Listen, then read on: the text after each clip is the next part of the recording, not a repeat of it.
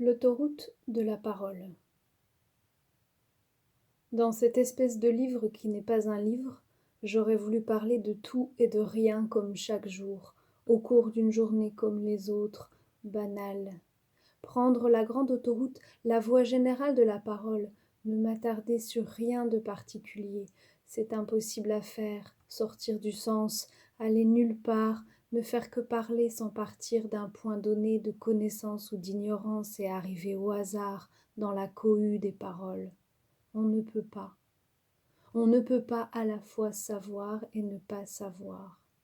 Donc ce livre dont j'aurais voulu qu'il soit comme une autoroute en question, qui aurait dû aller partout en même temps, il restera un livre qui veut aller partout et qui ne va que dans un seul endroit à la fois, et qui reviendra et qui repartira encore comme tout le monde, comme tous les livres à moins de se taire, mais ça, cela ne s'écrit pas.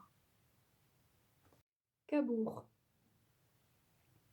C'était au bout de la grande digue de Cabourg vers le port des yachts. Sur la plage, l'enfant faisait voler un cerf-volant chinois comme dans l'été 80.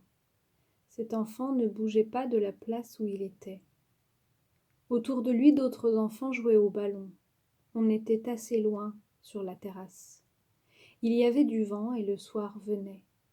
L'enfant ne bougeait pas, à un tel point qu'on a commencé à trouver son immobilité insupportable, puis douloureuse. À force de scruter, de le scruter, de creuser l'image, on a vu ce qu'il y avait. L'enfant avait les deux jambes paralysées, maigres comme des bâtons.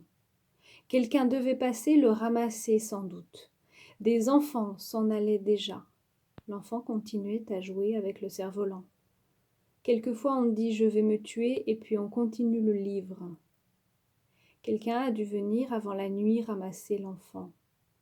Le cerf-volant dans le ciel signalait l'endroit où il se trouvait, on ne pouvait pas se tromper.